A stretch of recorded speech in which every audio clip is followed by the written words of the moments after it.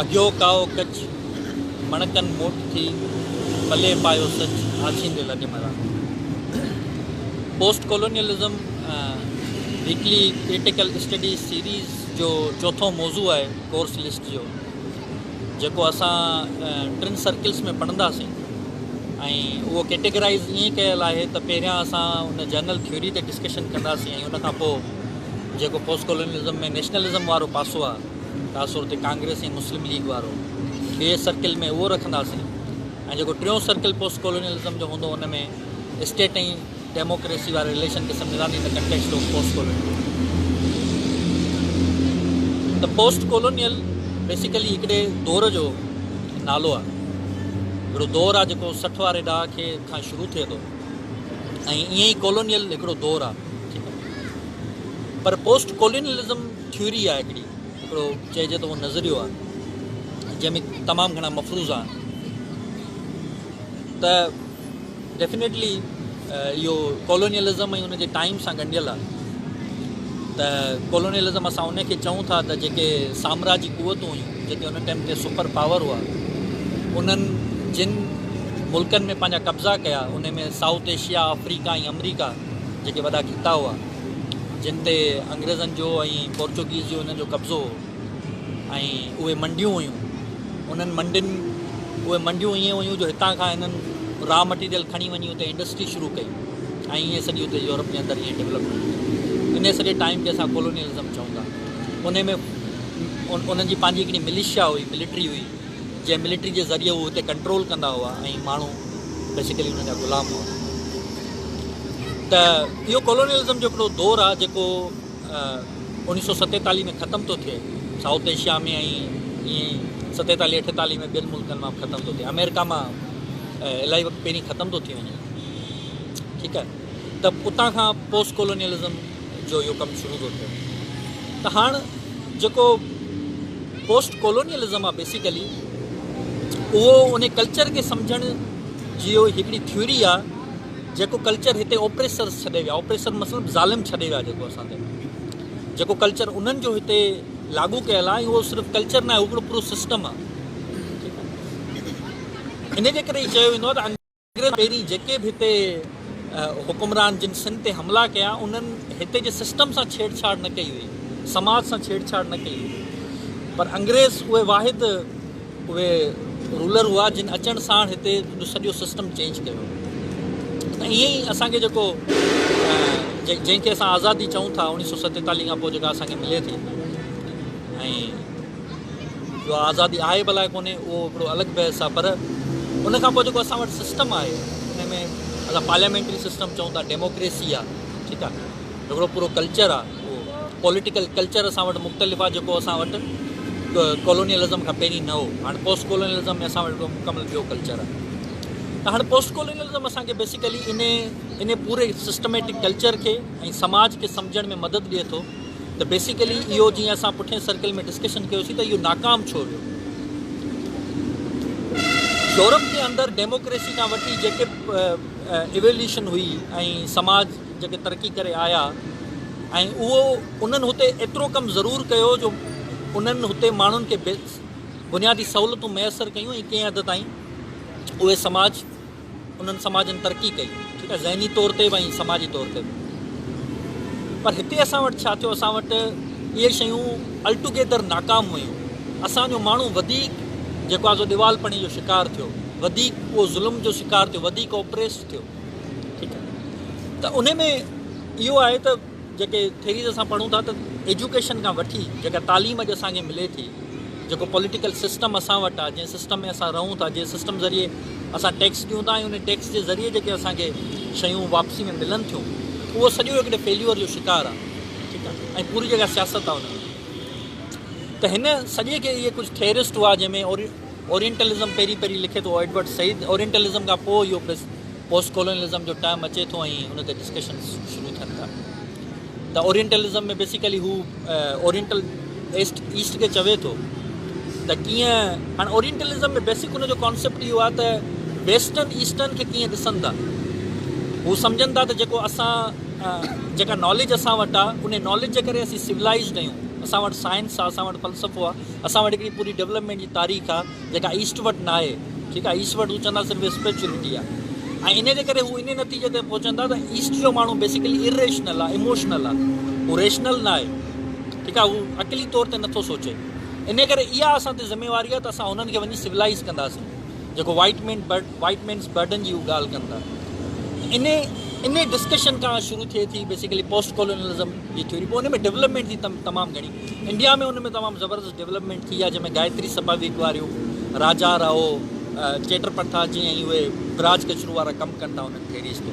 हाणे हू ॿुधाइनि था त जेको एजुकेशन सिस्टम आहे, जेको हाणे ॾिसो तालीम तमामु ज़बरदस्त मिसाल आहे पोस्ट कॉलोनियलिज़म खे सम्झण जे लाइ। जेको टेक्स्ट आहे, जेको टेक्स्ट असांखे मिले थो, ऐं हुन खां पोइ लैंग्वेज आहे, ऐं तव्हां ॾिसो त इहा तालीम केतिरी आइडियल आहे ऐं असांजी समाजी तरक़ी खां केतिरो कटियल आहे, उहो प्रैक्टिकल न आहे। किथे बि तव्हां उन तालीम खे नथा इस्तेमालु करे सघो पिया, छो त उहा तालीम जिन समाजनि जी आहे उहे समाज इहे न आहिनि रहिया, ठीकु आहे, जेका तालीम उहा आहे।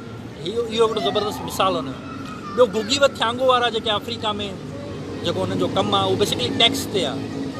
त जेको माण्हू आहे, हाणे इहो गायत्री सभाविक बि ॻाल्हि करे थी त जेको ख़ासि तौर ते हेठे तबिके जो माण्हू सबाल्टन जेको आहे, उहो उन पावर सिस्टम में ॻाल्हाए थो।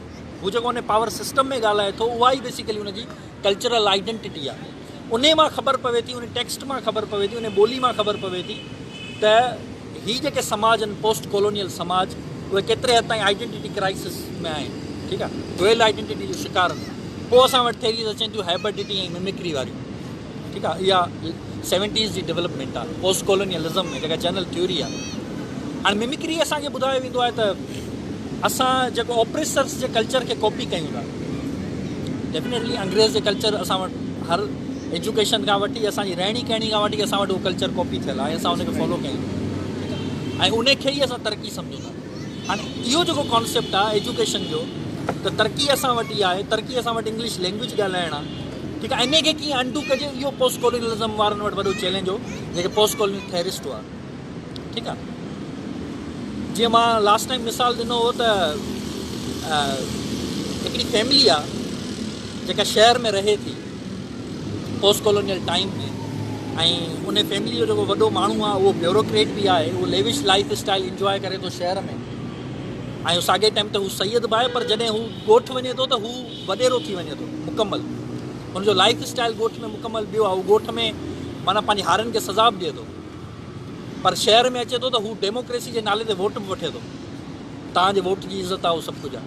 त हीअ जेको हिकिड़ो सिस्टम आहे, इहो असांखे ॿुधाए थो त हीअ पोस्ट कॉलोनियल किथे असां प्रैक्टिकली फेल विया आहियूं। इहो हिकिड़ी डेमोक्रेसी कोन्हे बल्कि क्लाइंटलिज़म आहे, डेमोक्रेसी अपर लेवल ते मुकमल फेल आहे। पीपल्स पार्टी जेका कृष्णा कोहली खे टिकट ॾिए थी, उहा ॿी पीपल्स पार्टी आहे, पर पीपल्स पार्टी जिते माण्हुनि जो ऑपरेशन करे थी, उहा ॿी पीपल्स पार्टी आहे। त हिकिड़ो जेको फेस हुननि जो आहे, पोयां जेको थिए थो, ईअं ई इंडिया जो मिसाल आहे। सिस्टम खे जेकॾहिं असां खणूं त हाणे पोस्ट कॉलोनियलिज़म में असां जेकॾहिं सॼी एडमिनिस्ट्रेशन खे ॾिसूं त हू कॉलोनियल लिगेसी आहे। असां वटि जेका एडमिनिस्ट्रेशन आहे पोस्ट कॉलोनियल टाइम में, उहा कॉलोनियल लिगेसी आहे पूरी, ऐं उहा एडमिनिस्ट्रेशन अलटुगेदर फेल आहे। पुलिस हुनजो ज़बरदस्त मिसाल आहे। त असां पुलिस खे ॾिसी, जेके कानून नाफ़िज़ कंदड़ इदारो आहे, असां हुनखे डिॼंदा आहियूं, असां पुलिस सां विढ़ंदा आहियूं। पुलिस सां विढ़ण वारो माण्हू हीरो हूंदो आहे, ठीकु आहे, लॉ टोड़ण वारो माण्हू हीरो हूंदो आहे। उहो इन जे करे जो हिते उहे प्रैक्टिकली शयूं इन्वॉल्व करनि, इन्हनि कानून नाफ़िज़ करण इदारनि जो, इन्हनि कानूननि जो इंसाफ़ सां ॾियणु वठणु कोन्हे बेसिकली, इन जे करे उहो समाज जे अंदरि फेल आहे। त इहो हिकिड़ो एडमिनिस्ट्रेटिव, हाणे इंडिया हुनजो ज़बरदस्त मिसाल आहे। चलो इंडिया में कंहिं हद ताईं डेमोक्रेसी कमु कयो आहे, पर इंडिया में जेका डिस्पेरिटी आहे, जीअं हिन ॻाल्हि कई मुहिब त मुग़लनि जे टाइम में इंडिया वधीक ख़ुशहाल हो। हींअर जेके मुकेश अंबानी ऐं रतन टाटा जहिड़ा सरमाएदार तव्हां हिकिड़े पासे ॾिसो, ऐं इंडिया जे अंदरि गुरबत पूरी दुनिया में खां वधीक आहे, उहो हिकिड़े पासे आहे। रेज़िस्टेंस सभिनी खां वधीक इंडिया जे अंदरि आहे, हेठे तबिके जी। त इहो सॼा हिकिड़ा मिसाल आहिनि त कीअं उहे सिस्टम फेल था थियनि। उन खां पोइ जेको पासो आहे, इहो त पूरो थियरी हिननि जी, ऐं हुन में तव्हांखे फ्रेंस फैनन बि मिलंदो, जेको इरफान तमामु ज़बरदस्त नमूने किताबु आहे, बेसिकली ब्लैक सिन्स वाइट मास, जेको मुकमल इन कॉलोनियलिज़म ते आहे। ऐं पोइ लिटरेचर आहे, लिटरेचर ज़बरदस्त टूल आहे सम्झण जो पोस्ट कॉलोनियल कुझु एलिमेंट्स खे, लिटरेचर ख़ासि तौर ते।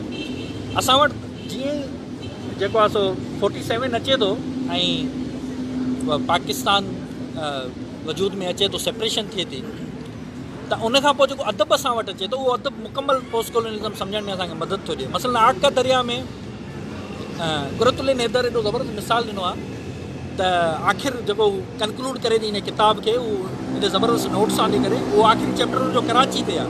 हाणे कराची हिकिड़ो मिसाल खणे थी, अॼु त हीअ कराची में जेके लॾ पलाण करे आया आहिनि आसाम बिहार खां, उहे माण्हू आहिनि जेके उते तमामु घणा लुटकियल हुआ, उते हू रेडियूं हलाईंदा हुआ। हिते जॾहिं उन्हनि खे उहे महल मिली आहे त हुननि खे अंग्रेजी सम्झ में बि न पइजे, हू डान अख़बार रोज़ पढ़ंदा हुआ। ठीकु आहे, त हू उन कल्चर खे कीअं कॉपी पिया कनि। ठीकु आहे, जेको कल्चर असां वटि ऑपरेसर्स छॾे विया। ईअं ई मिड नाइट चिल्ड्रन जेको हुनजो सलमान रुश्दी जो आहे उहो ज़बरदस्त, हुन में अरुंधति राय जो फिक्शन में तमामु ज़बरदस्त कमु आहे। गॉड ऑफ सिमाल थिंग ऐं मिनिस्ट्री ऑफ अटमोस्ट हैप्पीनेस, हुन जा ॿई किताब जेको आहे इहे शयूं असांखे आइडेंटिटी क्राइसिस बेसिकली सम्झण में मदद था ॾियनि, त कीअं उहा हाइब्रिडिटी जे कंटेक्स्ट में, त हाइब्रिडिटी हिकिड़ी मिक्स आहे आइडेंटिटी जो। हाइब्रिड असांखे मिक्सचर खे चवंदा आहियूं, बायोलॉजिकल टर्म आहे। त उहो मिक्सचर जेको आहे उहो कीअं जेको अॻिते हली असांखे, असीं बेसिकली जदोजहद में हूंदा आहियूं त असां आहियूं छा, असांखे ख़बर कोन हूंदी आहे। ठीकु आहे, असां मॉडर्न आहियूं, असां ॻोठ वञूं था त असां उहे ट्रेडिशनल आहियूं ॻोठनि में, असांखे ख़बर कोन हूंदी आहे असां असल में आहियूं छा। त इहे सभु शयूं आहिनि। ऐं जेके लिंग्विस्टिक्स में डेवलपमेंट्स थियूं आहिनि लिटरेचर खां पोइ, जेके लिंग्विस्टिक्स में डेवलप थियनि, उहो पोस्ट कॉलोनियलिज़म खे सम्झण में तमामु घणी मदद ॾींदियूं। टेक्सचुअल एनालिसिस जेके थियनि था उन में कीअं उहे माण्हू, ऐं असां वटि इवन जेका लैंग्वेज ॻाल्हाई वञे थी उन में केतिरो पोस्ट कॉलोनियल, माना जेका लैंग्वेज असां वटि सिंधी हींअर ई आहे न, हींअर जेका असां वटि सिंधी आहे उहा प्योर सिंधी न आहे। ठीकु आहे, उहो अलाए केतिरी शयुनि जो मिक्सचर आहे। उन में पर्शियन बि आहे, ठीकु आहे, उन में अरेबिक बि आहे, उन में इंग्लिश बि आहे। ठीकु आहे, इलाही अहिड़ा लफ़्ज़ आहिनि जेके असां इंग्लिश में यूज़ करे सघूं था, उन में नथा कयूं। इहे सभु पोस्ट कॉलोनियल इफेक्ट्स आहिनि जिन खे सम्झण जी ज़रूरत आहे। ऐं माना हींअर जेको मेन फोकस आहे पोस्ट कॉलोनियलिज़म जो, असांखे जेको सम्झणु खपे हिन सर्किल में, उहा अदब ते हुननि जा वॾा हिकिड़ा वास्ट थीम्स आहिनि। उहो इहो त जेको एडमिनिस्ट्रेटिवली असांजा समाज जेके फेल आहिनि, ठीकु आहे, उहो लिगेसी जेका हिननि जी असांखे ॾिनल आहे, ॿियनि समाजनि जी असांखे इम्पोज़ कयल आहे। ऐं उनखां पोइ जेके हू साम्राज्य क़ुवतूं पंहिंजो एजेंडा सर्व कनि थियूं, असांखे इन शइ खे अनमास्क करिणो आहे। ऐं पोस्ट कॉलोनियल थ्योरी जो कमु बि इहो आहे। ठीकु आहे, ऐं उहो अनमास्क कीअं थी सघनि था, मसलन हिननि जीअं फैनन वारनि ऐं उन्हनि में कोशिशि कई आहे। ऐं कंक्लूड कंदुसि इन सां त जेको इहो पाण अक्सर चवंदा रहंदा आहियूं, ॻाल्हि इहा त ओबामा 2015 में जॾहिं क्यूबा में वियो हुओ, राहुल कास्ट्रो सां हुनजी मुलाक़ात हुई, त हुन चयो त मुंहिंजी ख़्वाहिश आहे त क्यूबा में डेमोक्रेसी हुजे। पोइ हुन ते राहुल कास्ट्रो हुनखे चयो त मुंहिंजी ख़्वाहिश आहे त तूं इहा साॻी ॻाल्हि सऊदी अरब में करी। त हिकिड़े पासे हू जनरल ज़ियाउल जहिड़े डिक्टेटर्स खे सपोर्ट बि कंदा आहिनि, ठीकु आहे, ॿिए पासे हू चवंदा आहिनि त डेमोक्रेसी सभिनी खां वधीक जेको आहे सो पायस आहे, पाक शइ आहे। ऐं उहा ई ॻाल्हि असां कल्ह कई पई न त अमरीका जे अंदरि हिकिड़े अफ्रीका वारे कारे खे तव्हां छा बि करे छॾियो, हुन ते केतिरो बि ज़ुल्म कयो, पर तव्हां हुनखे कारो चयो न त हीउ वॾो ॾोह थी वेंदो। ठीकु आहे, ऐं उहो तव्हां ॾिसो पिया त उहो हुनखे कारो कोन चवंदा आहिनि, पर अफ्रीका जे अंदरि हू कनि छा पिया।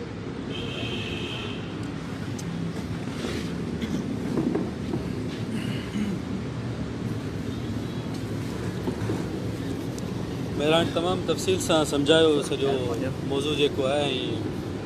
ऐं हिन खां पहिरीं जेको इरफ़ान फैनन जे हवाले खां ॿुधायो असांखे, जेको हुनजो बुनियादी तौर ते अल्जेरिया में हिन पासनि ते कमु आहे, फ्रांसीसी साम्राज्य जी जेका तस्वीर हुन चिटी आहे हुन ते, ऐं कामरेड जेको रखियो इंडिया जी जेका शिकिल असांखे ॿुधाई कामरेड हुन में, ऐं कहिड़ियूं कहिड़ियूं शयूं असां ते मुसलत कयूं वयूं आहिनि।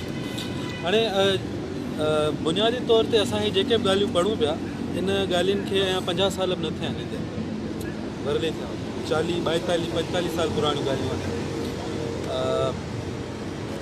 मामिलो इहो थियो असां जेको ज़ुल्म थियो, मतिलबु 150-200 सालनि ताईं हे जेके अंग्रेज़ दानिश्वर हुआ, हे पंहिंजी कॉलोनी जो दिमाग़ चटे,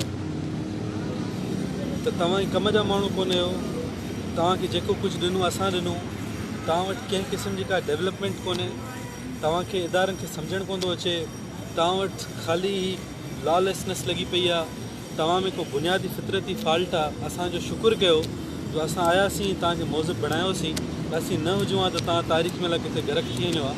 ऐं अॼु बि असां जेके समाज आहिनि उन्हनि में तव्हांखे कुझु सिखणु खपे। असांजा माण्हू सफ़ा वाइड़ा लॻा पिया ऐं अञा ताईं कुझु दानिश्वर जेके असां ॾिसा टाइप सिंध जेको औलाद आहिनि उहे ईअं सम्झनि था ऐं वाक़ई उहो सम्झनि था त यार हू को मथां आसमान तां लथल फ़रिश्ता हुया जिन पंहिंजे समाजनि खे ईअं जन्नत बणाए छॾियो जो हुते सभु शइ फस्ट क्लास लॻी पई आहे ऐं असांजा जेके माण्हू आहिनि उहे पाण सुधरणु चाहिनि कोन था ऐं उन्हनि सां पंहिंजा मसइला आहिनि ऐं उहे ठीकु थियणा ई न आहिनि।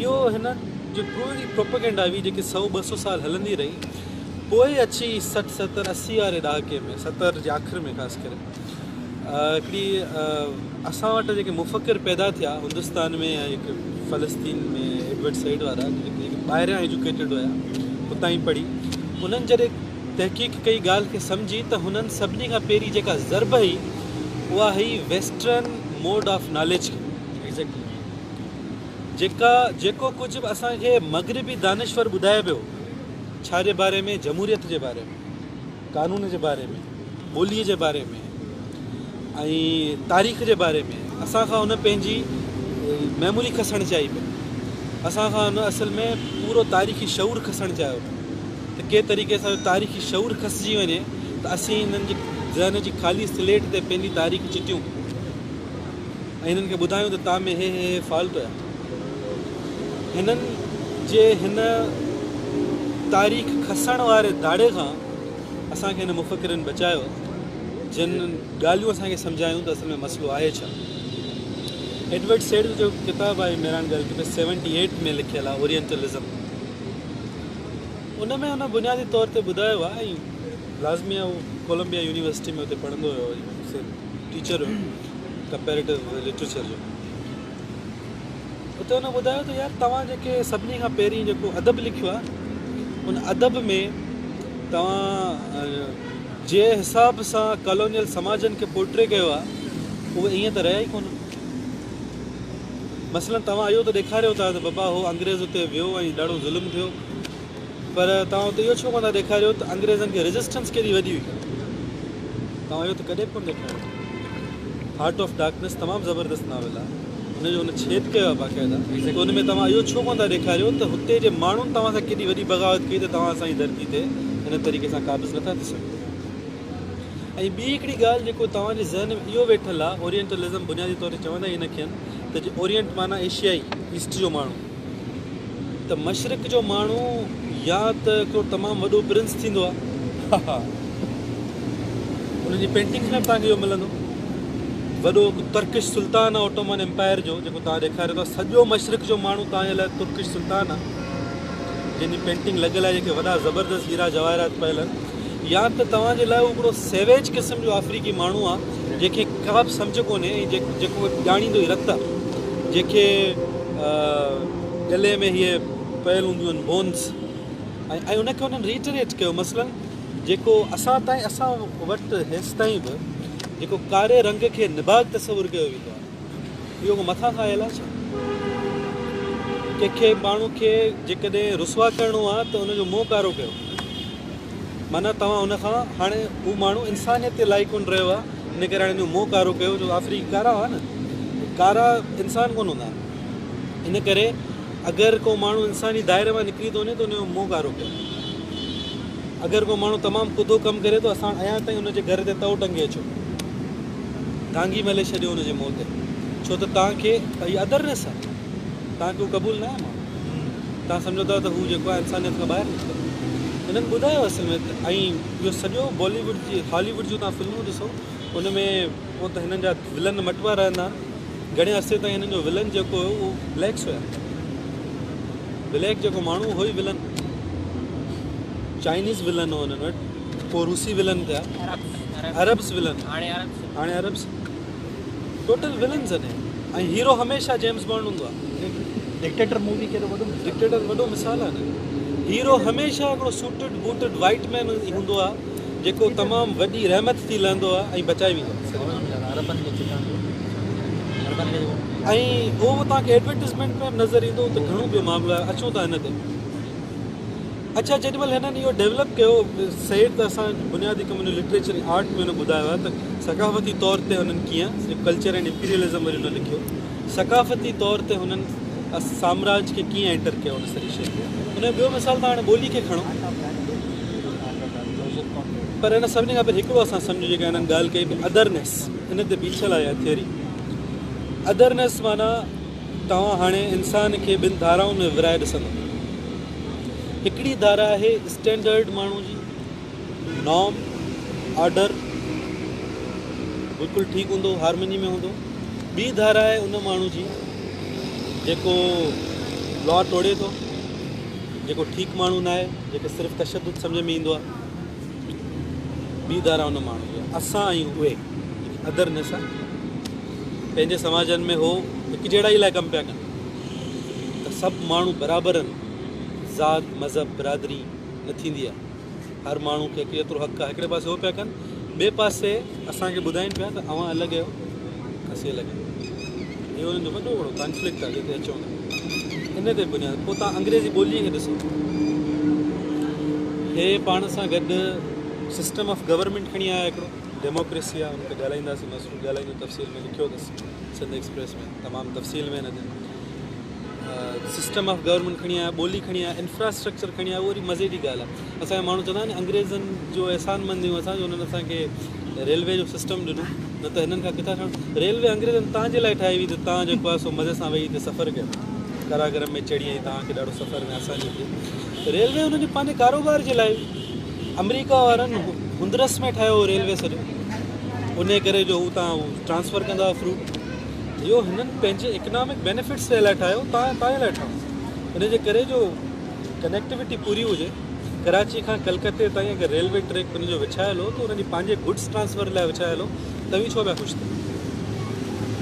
त मज़े जी ॻाल्हि त इहा आहे, ही कामरेड ॻाल्हि कई, अंग्रेज़ जॾहिं हिंदुस्तान आया हो 17वीं सदीअ में, तॾहिं दुनिया जी GDP जो 27% हिंदुस्तान प्रोड्यूस कंदो हो। जेको घटि फिगर न आहे, one of the wealthiest countries in the world. कहिड़े फॉर्म में बि उन्हनि खे जॾहिं मिलाइजो हुते उन्हनि सां नंढी नंढी रियासतुनि खे, 27% सॼी दुनिया जी GDP हिननि वटि हुई। ऐं 47 में जॾहिं वञनि था त India is poorest country in the world, one of the most poorest and illiterate countries in the world. तव्हां अंदाज़ो लॻायो त 200 सालनि जे 200 छा 100-150 सालनि जे अरसे में किथां खां केसि ताईं हिननि पुॼाए रखी छॾियो। लाइफ एक्सपेक्टेंसी माण्हू जी जिते 60-70 साल हुई, जॾहिं हे विया त हिंदुस्तान जो माण्हू जी लाइफ एक्सपेक्टेंसी एवरेज में हुई 27 साल। Can you imagine? एतिरी एक्सटॉर्शन हिननि कई। हिन ते ज़बरदस्त किताबु आहे हिंदुस्तानी आहे, Shashi Tharoor, British empire in India in era of darkness. कमाल जी रिसर्च किताबु आहे। हुन ते लेक्चर बि पियो अथसि यूट्यूब ते, एडिनबर्ग यूनिवर्सिटी में। हिन खे कॉन्फ्लिक्ट नथा कनि, हीअ ॾाढी ज़बरदस्त रिसर्च हुन जी थियल। बल्कि उहो चए थो असां वटि त हिते सभु खां ॾियण म्यूज़ियम हुअणु खपनि, जंहिं में असीं ॿुधायूं त हिननि सां कयो छा छा आहे। असांजूं जेके बि शयूं हुननि जे म्यूज़ियम में पियूं ॾिसो। ऐं हिन ते था अचूं जेको फॉर्म ऑफ गवर्नमेंट आहे, ॾाढो ज़बरदस्त हिन में महिरां ॻाल्हि कई जीअं मसरूर, ॾाढो ज़बरदस्त ताज़ाद तव्हां चेक कयो। ॻाल्हियूं आहिनि जमहूरियत, सेक्युलरिज़म, अक़लियत पसंदी, फलाणो सभु बराबरि आहियो। कानून में त आऊं यासो ज़रदारी ॿई बराबरि आहियूं, असीं ॿई पाकिस्तान जा शहरी आहियूं, असां ॿिन्ही खे हिकु जेतिरो हक़ु हासिलु आहे। पर पोइ वज़न जी ख़बर पए थी जेॾी महिल ॿाहिरि वञूं था। ऐं जेॾी महिल सियासत कनि था त सियासत कहिड़े बुनियाद ते कनि था। अॼु पीपल्स पार्टी जा जेके वॾेरा आहिनि उन्हनि ते टास्क रखियलु हूंदो आहे त तव्हांखे हिन ॻोठ मां एतिरा माण्हू खणी हुते पहुचाइणा। ऐं पोइ हो हिक ॿिए जे जीअं अंग्रेज़नि जे दौर में कंदा, हिक ॿिए जे खुर्ज़ में ज़रदारी सां मूंखां वधीक ख़ुशि थिए, पंहिंजे ॻोठ मां वधीक गाॾियूं कढंदो आहे। इहो हुनजे लाइ वॾो एज़ाज़ु हूंदो आहे। मेन पावर ऐं सियासत जो इन खां वॾो कहिड़ो मज़ाक़ थी सघंदो। ऐं पोइ माण्हू ॻोठां कढी हुते बीठा हूंदा आहिनि त ज़रदारी बि चवंदो आहे त असीं 18वीं अमेंडमेंट खे रोल खणी न ॾींदासीं। पोइ वेठा हूंदा आहिनि यार माट करे 500 रुपया मिलनि खीचे में त वञूं ॻोठु वापसि मज़ूरी करणी।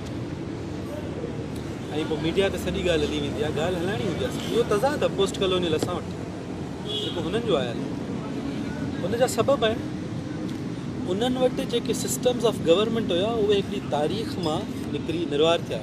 ओलिवर क्रामवेल वारा उहे सभु जेॾी महिल हिकिड़े दौर में बादशाह सां मुआदो अटकाइनि पिया त समाज जा सभई परत उन्हनि सां गॾु हेठि ताईं उन्हनि मोबिलाइज़ कयो आहे सॼे मामले खे। हेठियूं जेके तबिका हुया उन्हनि में उहो इनकलाबी थी लथा हुया। बोर्जुआ सोसाइटी हुई इंग्लैंड जी,